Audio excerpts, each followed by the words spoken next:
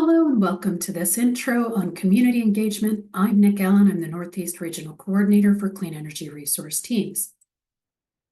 Let's jump right in. What on earth is community engagement? Well, community engagement seeks out and facilitates the involvement of those potentially affected by or interested in a decision. Community engagement seeks to better engage community, achieve long-term and sustainable outcomes, processes, relationships, discourse, decision-making, or implementation. How do we define community?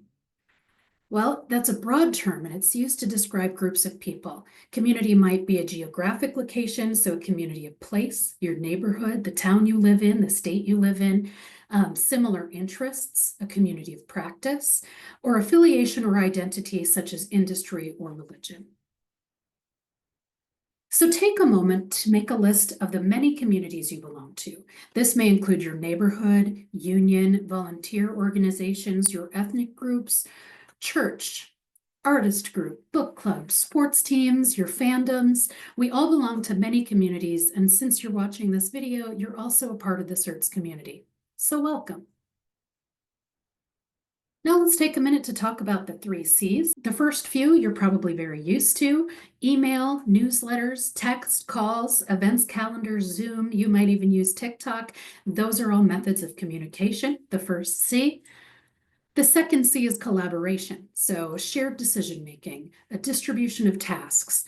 Don't take it all on yourself. Invite your community to participate. You might take a survey, you might share stories about the work that you're doing, and integrating that work. And the final C is mediums to foster connection. So relationship building, recognizing your membership, and so on. Now we'll talk a little bit about the 5 pillars of community engagement.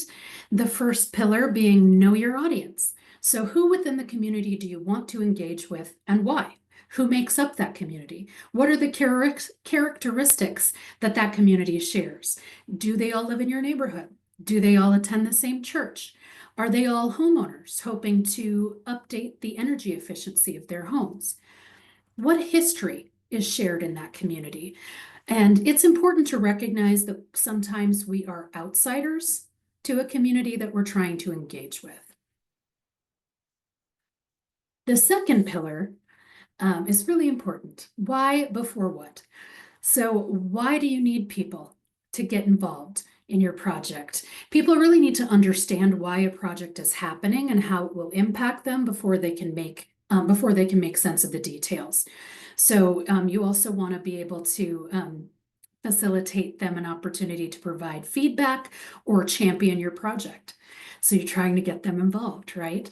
Why do you need them? What do you want them to do? What are they doing while they get involved? So what do you want to accomplish by getting people involved? Do you need them to sign a petition? Do you want them to donate their time? Do you want them to become community energy ambassadors? It's really important to know why and what you're asking them to get involved with and what you want them to do when they're involved. The third pillar is to build trust. You want to forge meaningful relationships with community. So that means not simply a transactional relationship, but really a two-way, authentic relationship. At CERTS, we partner with leaders and organizations that community members know and trust to facilitate information sharing, provide insights and feedback on the project, and we can't form those relationships without trust. The information that we share is also not meaningful without that trust. And many communities have experiences that lead them to believe that promises won't be met or that they won't actually be listened to. So trust can really become the backbone of the community engagement that you undertake. The fourth pillar is to look for gaps. What haven't we heard? Who haven't we heard from? Is everyone at the table? Have you reached out to those who aren't being included? What misconceptions or misinformation are we hearing when we talk to community? In clean energy, this happens a lot. Information changes, rules change, laws change, the technology that we use in energy changes. So a lot of information, misinformation can be out there. And if something isn't working, we need to reevaluate our plan and messaging and make space for our communities. In other words, we pivot. flexibility is really going to be key. And the fifth pillar is to continue that two-way dialogue. So community engagement can only be successful if both parties are communicating to each other and if you're both showing that you're listening. So I want you to take a moment and think about what successful and community engagement looks like to you. Think about your launch project for the Community Ambassadors Program. If everything works out, who is involved? What parts did they play? How did you work together?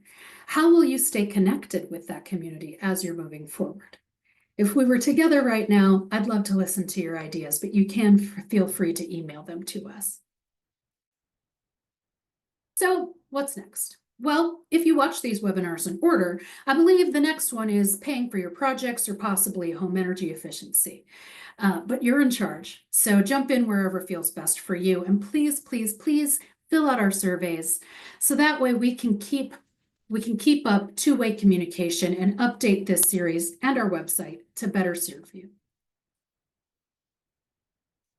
Finally, I want to thank you for joining us and congratulations on taking the first steps to becoming a community energy ambassador.